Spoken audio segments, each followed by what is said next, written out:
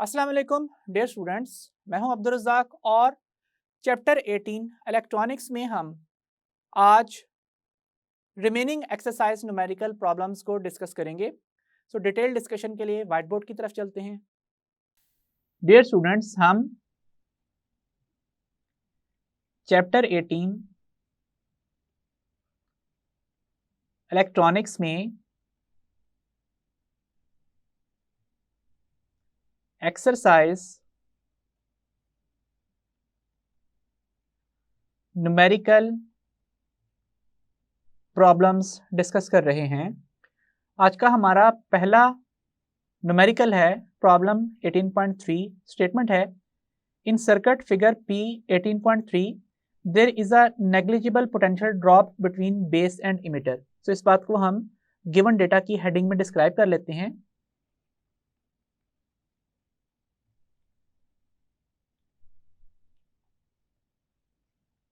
Potential drop between base emitter junction या फिर terminal, कुछ भी कह सकते हैं। सिंबल है इसका VBE और वैल्यू है इसकी 0 वोल्ट्स। तो नेग्लिजिबल का है तो इसलिए 0 लिख दिया है। If beta is 100 that means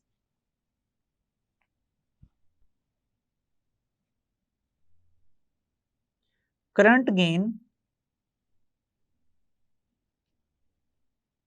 of the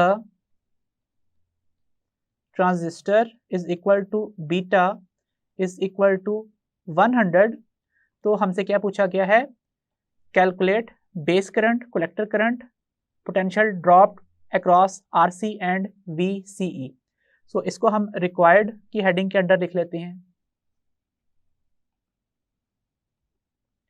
required में सबसे पहले हम लिखेंगे base current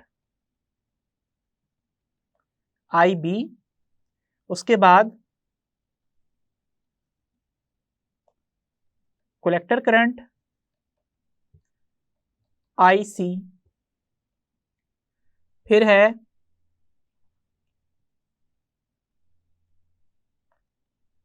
potential drop across RC और इसका सिंबल है VRC, इसे फाइंड आउट करना है हमने। और फाइनली है VCE, that means potential drop across collector emitter. अब इसे जंक्शन नहीं कह सकते, टर्मिनल्स ही कहेंगे। उसकी वजह यह है कि कलेक्टर और इमिटर के दरमियान में बेस रीजन भी मौजूद है। So potential drop across collector emitter terminals, जिसका सिंबल है VCE, इसे हमें फाइंड आउट करना है। अब हम सबसे पहले यहाँ पे हेडिंग लिखते हैं गिवन डायग्राम की, और डायग्राम ड्रॉ करते हैं। इस तरह से हमने यहाँ पे रिप्रेजेंट करना है RC को। फिर यहाँ पे इस गैप के दरमियान में हमने ट्रांजिस्टर कनेक्ट करना है। सो ट्रांजिस्टर को हम यहाँ पे इस तरह से ड्रॉ कर लेते हैं।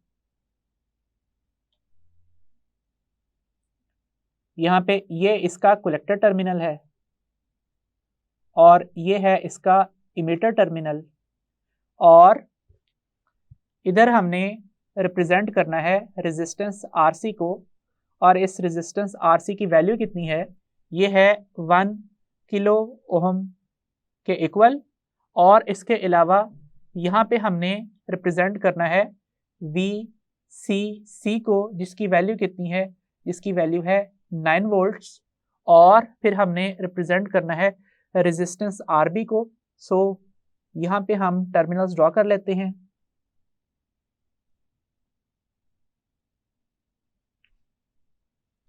सो ये है रेजिस्टेंस RB और इसकी वैल्यू कितनी है? ये है 800 किलो ओहम्स के इक्वल।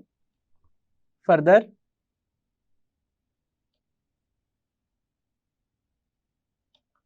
ये है बेस टर्मिनल और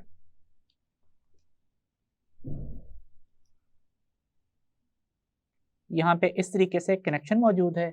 अब हम ग्राउंड टर्मिनल रिप्रेजेंट कर देते हैं।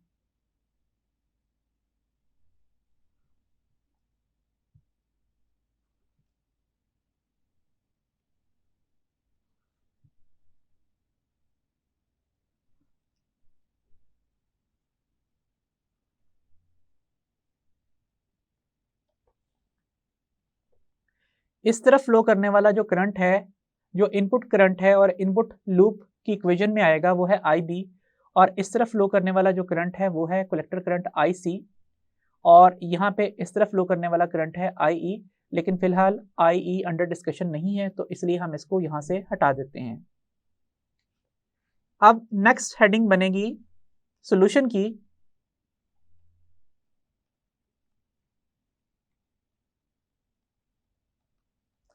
किरचॉफ वोल्टेज रूल अप्लाई करना है, तो यहाँ पे लिखिए अप्लाई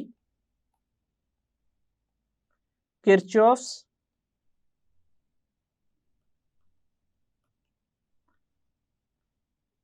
वोल्टेज रूल अक्रॉस। अब किस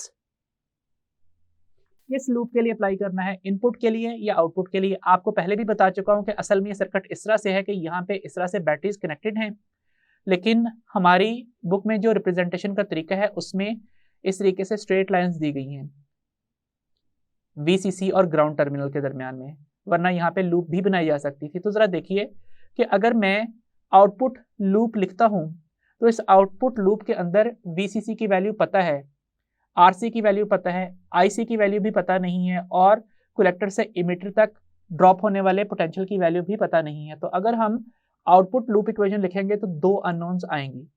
इसके बरक्स अगर हम इनपुट लूप की इक्वेशन लिखते हैं तो VCC की वैल्यू पता है, RB की वैल्यू पता है, IB की वैल्यू पता नहीं है, लेकिन बेस से इमिटर तक ड्रॉप होने वाले पोटेंशियल की वैल्यू हमें पता है कि ये 0 के इक्वल सपोज की गई है। तो हम इनपुट लूप की इक्वेशन यहाँ पे लिखते हैं। So apply Kirchhoff voltage rule across input loop, sigma V is equal to 0, potential positive होगा अगर कोई टर्म एनर्जी प्रोवाइड कर रही होगी, जैसे कि ये टर्म है। सो लिखा जाएगा प्लस VCC, फिर यहाँ पे ड्रॉप होने वाला पोटेंशियल माइनस VRB लिखा जाएगा, फिर बेस से इमीटर तक ड्रॉप होने वाला पोटेंशियल माइनस VBE लिखा जाएगा, और सम 0 के इक्वल होगा। अब हम ये बात जानते हैं कि ओम्स लॉ के मुताबिक VRB किसके इक्वल होता है? IB RB के। सो इक्वेशन क्या बन जाएगी? Plus VCC minus IB RB minus VBE is equal to 0। हमें IB फाइंड आउट करना है, तो इसे इक्वेशन की राइट साइड पे ले जाते हैं, लिखते हैं by rearranging the above equation we get. So VCC minus VBE is equal to IB RB, और VCC minus VBE over RB is equal to IB, और IB is equal to VCC minus VBE over RB। चाहें तो इसे equation number 1 का नाम दे लें। फिर आप यहां पे लिखिए bye substituting the given values in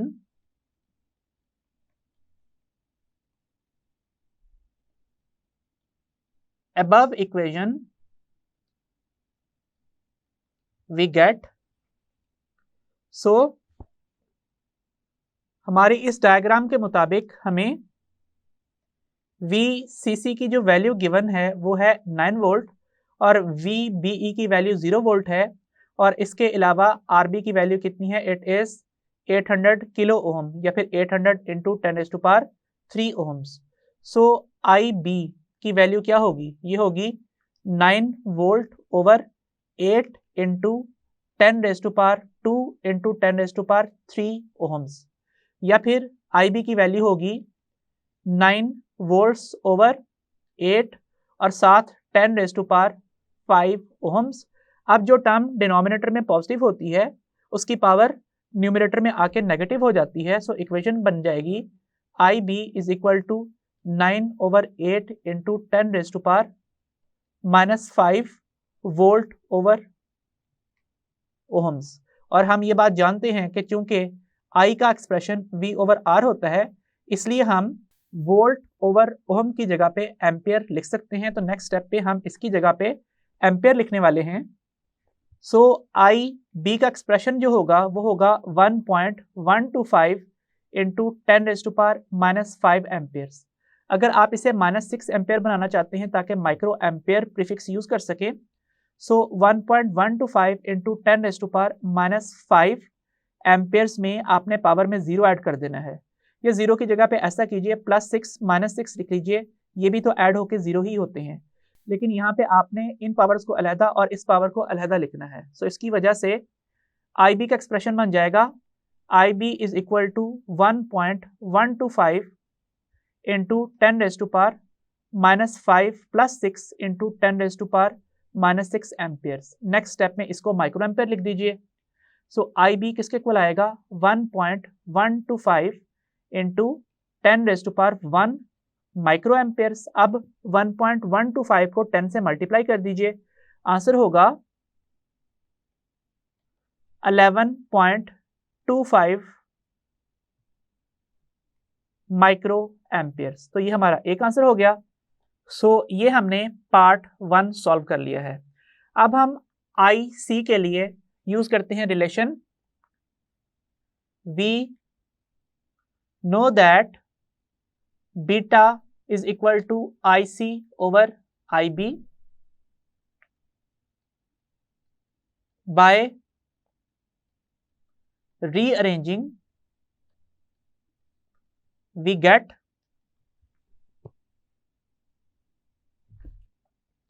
IC is equal to beta times IB। चाहें तो इक्वेशन नंबर 2 का नाम दे लें और यहां पे लिखें फिर by putting the values we get IC is equal to beta। Beta की वैल्यू है 100 और IB की वैल्यू क्या है 1.125 इंटू 10⁻⁻5 एम्पियर्स या फिर 11.25 इंटू 10⁻⁻6 एम्पियर भी लिख सकते हैं। सो IC की वैल्यू बन जाएगी 10⁻² इंटू 1.125 इंटू 10⁻⁻5 एम्पियर्स।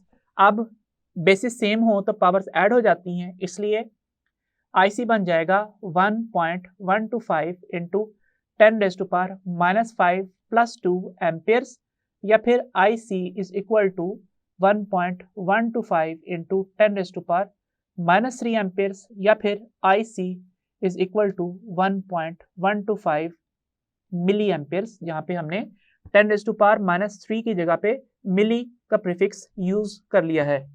तो ये हमने पार्ट 2 सॉल्व किया है। अब हम potential drop across resistance RC की तरफ आते हैं। For potential drop across resistance RC, use the relation of Ohm's law। तो रिलेशन क्या है, V is equal to IR। अगर यहां पे RC और करंट IC पुट किया जाए तो VC की वैल्यू मिल जाएगी। So by putting the values we get Vc is equal to 1.125 into 10 raised to power -3 amperes और RC की वैल्यू कितनी है 1 kilo ohm, that means 10 raised to power 3 ohms, और Vc will be equal to 1.125 into 10 raised to power -3 और फिर ये वाली power +3 और साथ लिखा जाएगा एम्पेयर इंटू ओहम्स, और चूंकि V is equal to IR होता है इसलिए हम एम्पेयर इंटू ओहम की जगह पे वोल्ट लिख सकते हैं। सो Vc इज 1.125 वोल्ट्स। ये हमने थर्ड टर्म सॉल्व कर ली है। अब VCE की बारी हुई, अब VCE की बारी है। So for potential drop between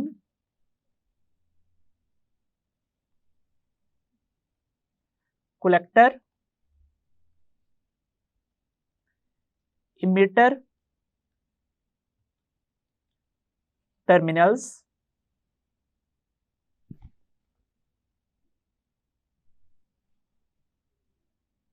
write equation of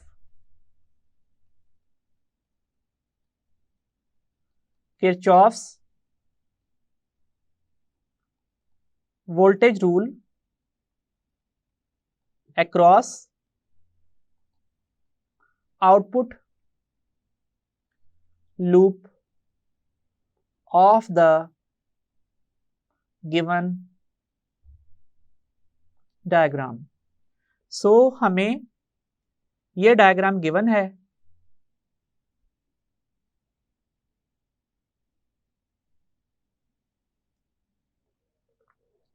और इसमें अगर हम आउटपुट लूप की बात करें तो ये वाला पाथ हमने फॉलो करना है। यहाँ पे भी तमाम वोल्टेजेस का जो सम है वो 0 के इक्वल रहेगा। एनर्जी प्रोवाइडिंग टर्म का पोटेंशियल पॉजिटिव लिखा जाएगा, फिर यहाँ पे ड्रॉप होने वाला पोटेंशियल आएगा -VRC, उसके बाद यहाँ ड्रॉप होने वाला पोटेंशियल आएगा -VCE, और क्योंकि लूप कंप्लीट हो गई है तो सम 0 के इक्वल आएगा। अब हमें VRC की वैल्यू गिवन है, जिसे हम प्रीवियसली हम VRC की जगह पे VC लिख चुके हैं, हमें ये वैल्यू पता है। अगर ये वैल्यू ना पता होती तो हम ओम्स लॉ के जरिए से यहाँ पे ICRC पुट करते। हमें चूंकि VCE फाइंड आउट करना है तो इसे इक्वेशन की राइट साइड पे ले जाते हैं, लिखते हैं bye rearranging the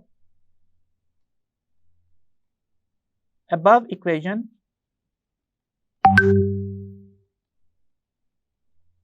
we get VCC minus VRC is equal to VCE, और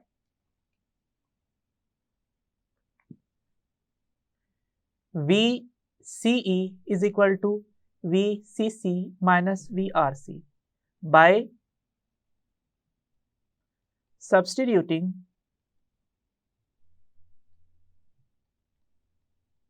the values in above equation we get VCE is equal to 9 volt minus 1.125 volts। अब अगर आपने इसको जुबानी सॉल्व करना हो तो इसका तरीकाकार क्या है कि आप अपने जहन में ही यहाँ पे इस टर्म को इस तरह से लिख लीजिए, 9 वोल्ट्स माइनस 1 वोल्ट और minus 0.125 volts, that means VCE किसके इक्वल आएगा 8 वोल्ट्स माइनस 0.125 वोल्ट्स। फर्दर अब आप इस टर्म को इस तरह से लिख लीजिए, VCE is equal to 8 volts minus 0.1 volts minus 0.025 volts. अब आप इस टर्म को सॉल्व कर लीजिए तो आंसर क्या आएगा, VCE is equal to 7.9 volt minus 0.025 volts. Further अब आप इस टर्म को इस तरह से लिख लीजिए, 7 volt plus 0.9 volts minus 0.025 volts. अब सबसे पहले तो आप डेसिमल प्लेसेस कंप्लीट कीजिए, यहाँ पे 2 जीरोस लगाइए। अब आप 900 में से 25 माइनस कर लीजिए, क्या आंसर आएगा 7 वोल्ट्स प्लस इन दोनों टर्म्स का क्या आंसर आ रहा है 0.875 वोल्ट्स। तो अब आप इन दोनों टर्म्स को ऐड कर दीजिए, आंसर आएगा VCE is equal to 7.875 volts. अब जब आप ये स्टेप्स लिख के करेंगे तो बहुत ज़्यादा लेंथी हो जाएंगे, लेकिन जब आपकी ब्रेन प्रैक्टिस हो चुकी होगी और आप अपने जहन में ये काम कर रहे होंगे तो ये काम बहुत ही आसान हो जाएगा और बहुत टाइम बचाएगा। सो अब हम इन तमाम रिजल्ट्स को डिस्क्रिप्शन फॉर्मेट में लिख देते हैं। For the given case IB is 11.25 microamperes, IC is equal to 1.125 milliamperes। इसके अलावा VC जिसे VRC भी कहा जा सकता है वो है 1 to 5 वोल्ट्स के इक्वल, और VCE की वैल्यू कितनी है, इट इज 7.875 वोल्ट्स। तो यहां तक ये क्वेश्चन कंप्लीट होता है। नेक्स्ट न्यूमेरिकल प्रॉब्लम है 18.4। डायग्राम दी गई है और पूछा गया है calculate the output of op amp circuit shown in figure P 18.4। सो सबसे पहले तो हम यहां पे गिवन डायग्राम ड्रॉ करते हैं। सबसे पहले हमने ओप एम्प का सिंबल ड्रॉ करना है और इसके साथ कनेक्टिंग टर्मिनल आउटपुट वोल्टेज के लिए यहां ड्रॉ करना है और इन्वर्टिंग टर्मिनल के लिए कनेक्शन यहां पे ड्रॉ किया जाएगा। नॉन इन्वर्टिंग के लिए टर्मिनल यहां पे ड्रॉ किया जाएगा। सो ये इन्वर्टिंग टर्मिनल है, ये नॉन इन्वर्टिंग टर्मिनल है, ये है आउटपुट टर्मिनल, और इसके बाद हमने रेजिस्टेंस कनेक्टेड रिप्रेजेंट करनी है यहां पे।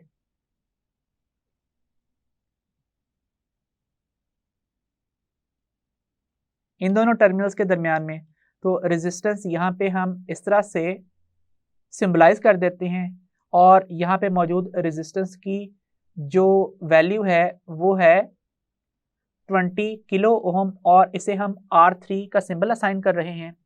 फर्दर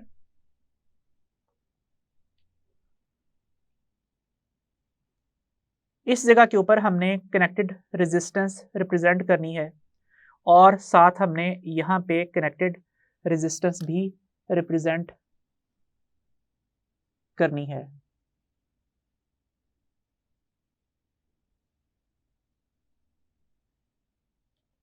सो ये है रेजिस्टेंस R1 और इसकी वैल्यू कितनी है 10 किलो ओहम्स, और इसके अलावा यहाँ पे रेजिस्टेंस है R2 और इसकी वैल्यू कितनी है, ये है 4 किलो ओहम्स, और यहाँ पे जो पोटेंशियल अप्लाइड है उसकी वैल्यू है लेट्स से V1 और ये वैल्यू है +5 वोल्ट्स, और यहाँ पे जो पोटेंशियल अप्लाइड है इसकी वैल्यू है V2 is equal to -2 volts. और फर्दर हम इन टर्मिनल्स को कंबाइंड रिप्रेजेंट करेंगे इस तरह से।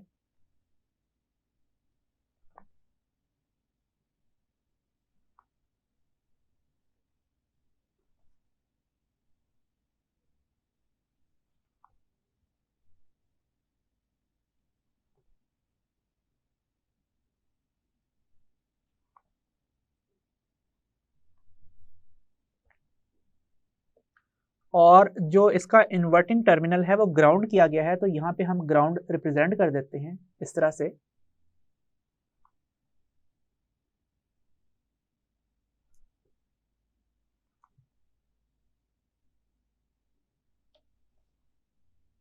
इसके अलावा हम यहाँ पे इस पॉइंट को P का सिंबल असाइन कर रहे हैं। सो गिवन डेटा के नाम के ऊपर हमारे पास ये डायग्राम ही अवेलेबल है। और अब नेक्स्ट हेडिंग बनेगी रिक्वायर्ड की, और रिक्वायर्ड में हमसे क्या पूछा गया है, आउटपुट वोल्टेज या फिर पोटेंशियल V नॉट या V आउट। नेक्स्ट हेडिंग बनेगी इसके सॉल्यूशन की। सॉल्यूशन में सबसे पहले आप ये लिखिए, assume the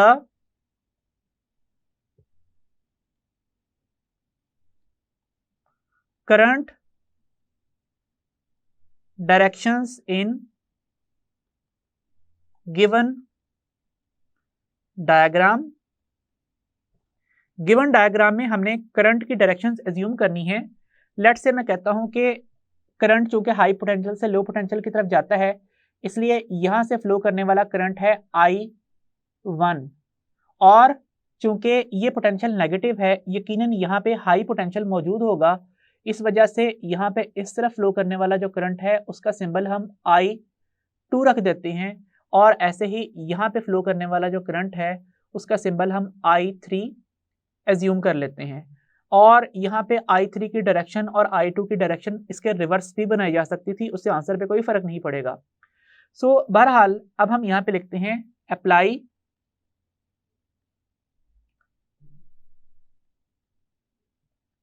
Kirchhoff's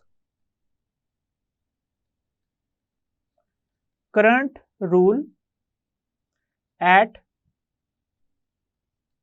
point P। Point P के ऊपर किरचॉफ करंट रूल हमने अप्लाई करना है।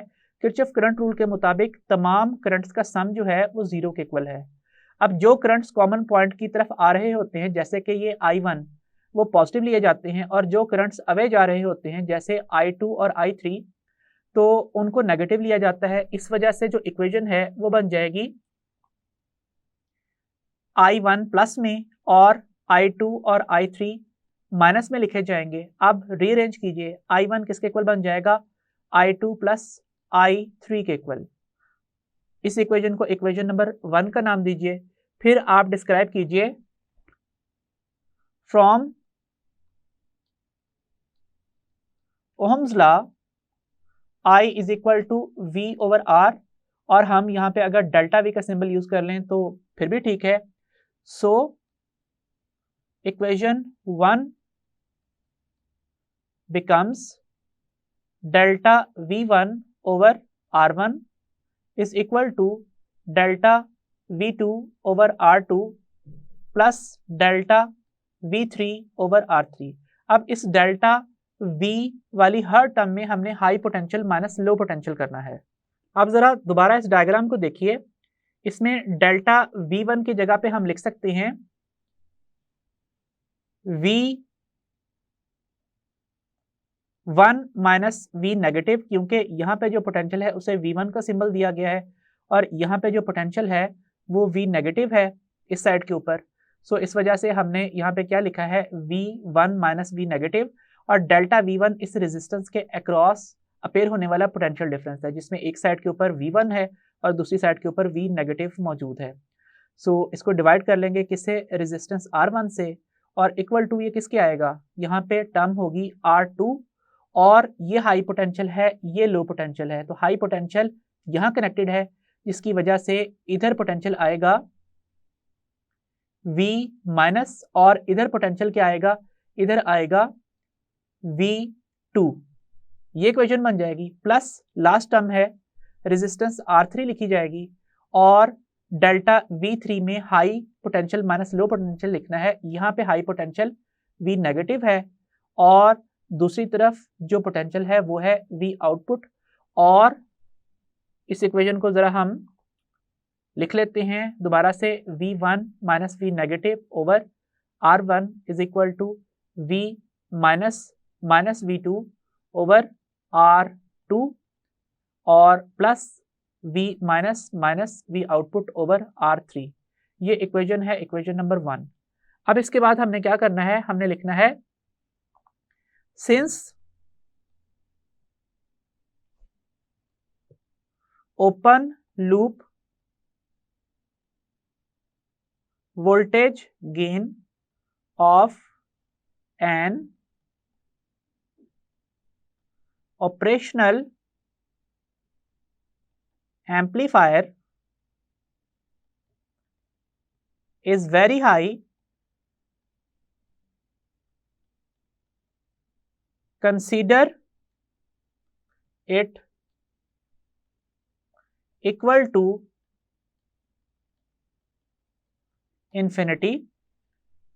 इस बात को हमने मैथमेटिकली किस तरह से लिखना है, AOL that means open loop amplitude gain in voltage is equal to V output over V input, या फिर V output over V plus minus V minus is equal to 10⁵. आप इसे nearly equal to infinity consider कर रहे हैं, और ये तभी पॉसिबल है जब यहाँ पे V output over V plus minus V minus में जो डिनोमिनेटर है वो 0 हो, तभी ये पॉसिबल है। That means V plus minus V minus is nearly equal to 0 और V plus is nearly equal to V minus. Since V plus is grounded, i.e. V plus is equal to 0, so V negative is also virtually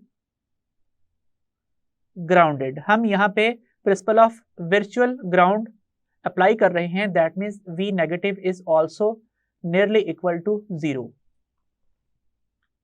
So equation 1 becomes, equation 1 पहले लिख लेते हैं। equation 1 थी V1 minus V minus over R1 is equal to V minus minus V2 over R2 plus V minus minus V output over R3। अब ये तमाम terms जो V minus वाली हैं ये नियरली इक्वल टू 0 हो चुकी हैं, इसलिए क्या लिखा जाएगा, V1 over R1 is equal to minus V2 over R2 और plus minus V output over R3। इसे फाइंड आउट करना है, इसे इक्वेशन की लेफ्ट साइड पे ले आएं और इसको राइट साइड पे ले जाएं। ये टर्म क्या बन जाएगी, V आउटपुट ओवर R3 और ये टर्म्स नेगेटिव में लिखी गई हैं, minus V2 over R2 minus V1 over R1। सो ये है इक्वेशन नंबर 2। अब यहां पे आप लिखिए, by substituting the given values in equation 2 we get. So इस डायग्राम से देखिए, अगर हम ये वैल्यू सब्स्टिट्यूट करें तो V आउटपुट को हमें फाइंड आउट करना है, और R3 की वैल्यू कितनी है, 20 किलो ओहम्स। फिर यहाँ पे माइनस है, और V2 की वैल्यू कितनी है, -2 वोल्ट्स, और R2 की वैल्यू कितनी है, इट इज 4 किलो ओहम्स। फिर ये वाली टर्म है, इसमें हमने क्या लिखना है, माइनस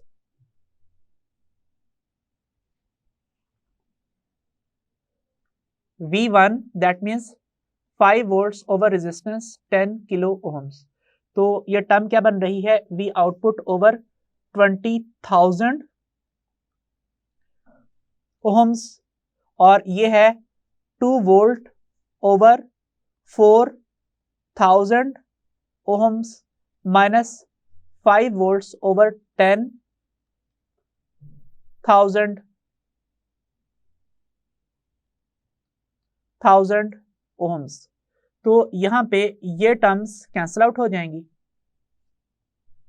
और इक्वेशन क्या बनेगी, V output over 20 is equal to 2/4 volts minus 5/10 volts, या फिर V output over 20 is equal to 1/2 volts minus 1/2 volts. ये टर्म्स कट जाएंगी, और V आउटपुट ओवर 20 0 वोल्ट के इक्वल आएगा और 20 को उस तरफ ले जाके मल्टीप्लाई कर दें तो 0 वोल्ट इंटू 20 का आंसर भी क्या आएगा, 0 वोल्ट्स के इक्वल आएगा। इसे कहते हैं खुदा पहाड़ निकला चूहा। सो रिजल्ट को डिस्क्राइब कर देते हैं।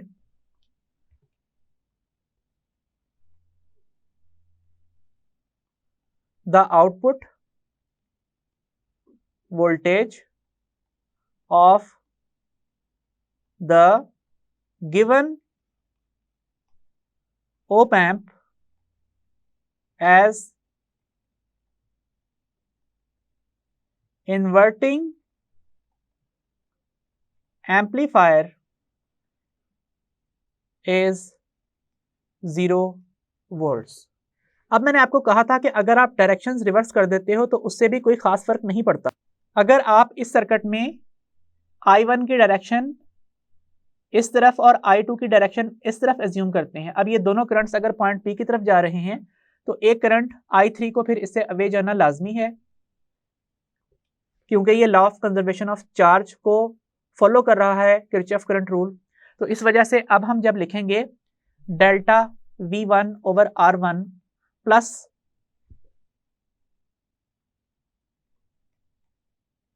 तमाम करंट्स के सम को 0 के इक्वल, तो दो करंट्स I1 और I2 पॉजिटिव और I3 नेगेटिव लिखा जाएगा और फर्दर ये इक्वेशन की दूसरी साइड पे जाके पॉजिटिव हो जाएगा इस तरह से, और फर्दर ये लिखा जाएगा delta V1 over R1 plus delta V2 over R2 is equal to delta V3 over R3। अब अगेन यहाँ पे वोल्टेज क्या है, V1, यहाँ क्या है, V नेगेटिव, डिवाइड किससे करना है, R1 से। फिर यहाँ वोल्टेज कितना है, -2 वोल्ट, यहाँ कितना है, फिर यहाँ वोल्टेज कितना है, V2, यहाँ कितना है, V माइनस, डिवाइड किससे करना है, R2 से। फिर यहाँ वोल्टेज कितना है, V माइनस, यहाँ कितना है, V आउटपुट, डिवाइड किससे करना है, R3 से। सो अब हमें ये बात पता है कि प्रिंसिपल ऑफ वर्चुअल ग्राउंड के मुताबिक ये टर्म्स 0 हैं। सो इक्वेशन क्या बन रही है, V1 over R1 plus V2 over R2 is equal to minus V output over R3। तो अब आप चाहें तो इस इक्वेशन में वैल्यू सब्सटीट्यूट कर लें, minus V output over R3, V output over R3 20 kilo ohms. फिर उसके बाद V1 की वैल्यू कितनी है, ये है 5 वोल्ट्स और डिवाइड इसमें किससे होना है, 10 किलो ओहम से। और उसके बाद V2 है -2 वोल्ट्स और इसने डिवाइड किससे होना है, 4 किलो ओहम से। अब ये तमाम किलो ओहम्स कैंसिल आउट हो जाएंगे और V आउटपुट ओवर 20 नेगेटिव में किसके इक्वल आएगा, 5 volt over 10 minus 2 volt over 4, that means again 1/2 volts minus 1/2 volts. तो आंसर इसका भी वही होगा, 0 के इक्वल। और फर्दर यहां पे भी इस मेथड के जरिए से भी V आउटपुट 0 वोल्ट के इक्वल ही आना है। अब नेक्स्ट जो लास्ट न्यूमेरिकल हमसे पूछा गया है वो है numerical calculate the gain of non inverting amplifier shown in figure P18.5। तो सबसे पहले तो हमारे पास डेटा के नाम के ऊपर डायग्राम ही है, तो हम यहाँ पे लिख लेते हैं गिवन डायग्राम। डायग्राम में हमने सबसे पहले ऑपरेशनल एम्पलीफायर ड्रॉ करना है इस तरह से, फिर उसके कनेक्शंस ड्रॉ करने हैं कि ये है आउटपुट टर्मिनल और इसके अलावा ये है नॉन इन्वर्टिंग टर्मिनल और ये है इन्वर्टिंग टर्मिनल जिसके साथ रेजिस्टेंस कनेक्ट होगी। और इसके अलावा हमने ओप एम्प की कैरेक्टरिस्टिक को मेजर करने के लिए एक एक्सटर्नली कनेक्टेड रेजिस्टेंस भी यहाँ पे रिप्रेजेंट करनी है। सो ये है रेजिस्टेंस R1 जिसकी वैल्यू 10 किलो ओहम्स है और यहाँ पे कनेक्टेड रेजिस्टेंस R2 है जिसकी वैल्यू 40 किलो ओहम्स है। फर्दर हम यहाँ पे नॉन इन्वर्टिंग टर्मिनल के साथ इनपुट कनेक्ट करेंगे और ये जो नॉन इन्वर्टिंग टर्मिनल है रेजिस्टेंस R1 के थ्रू इसे ग्राउंड कर दिया जाएगा और यहाँ पे R2 इस तरह से कनेक्टेड हमने रिप्रेजेंट करनी है।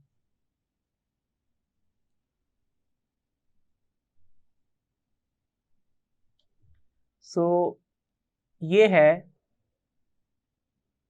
V इनपुट और ये है इन्वर्टिंग टर्मिनल, ये है नॉन इन्वर्टिंग टर्मिनल। यहाँ पे आउटपुट वोल्टेज मौजूद है। इसके अलावा यहाँ पे मौजूद टर्मिनल्स ग्राउंडेड हैं तो उनको हम इस तरह से रिप्रेजेंट कर देते हैं।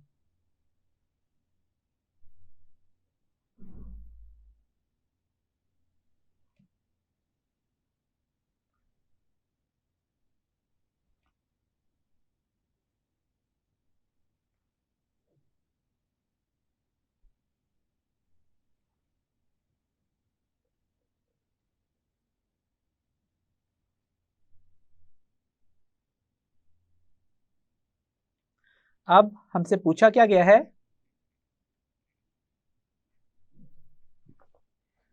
पूछा गया है gain of operational amplifier G is question mark, और इसको हमने सॉल्व कैसे करना है, हमने यहां पे डिस्क्राइब करना है since the op-amp is being used as a non-inverting amplifier, the expression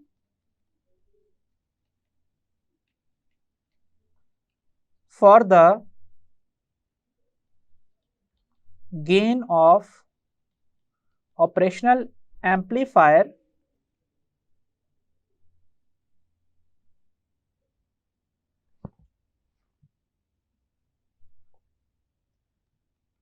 is given by G is equal to 1 plus R2 over R1 by substituting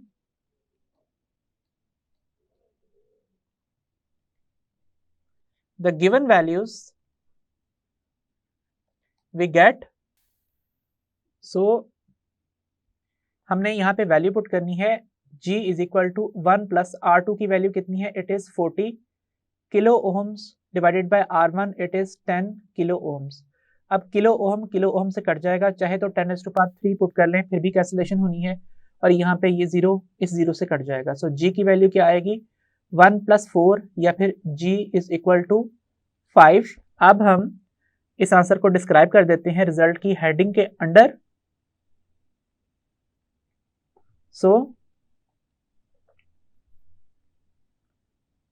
the gain of op-amp as non-inverting amplifier is 5। सो यहाँ पे हमारा last numerical complete होता है। Dear students, यहाँ तक हमने exercise के numerical problems को कंप्लीट किया और इसके साथ ही चैप्टर 18 इलेक्ट्रॉनिक्स कंप्लीट होता है। नेक्स्ट लेक्चर से हम chapter 19 dawn of modern physics start करेंगे। सो अंटिल नेक्स्ट चैप्टर, अल्लाह हाफिज़।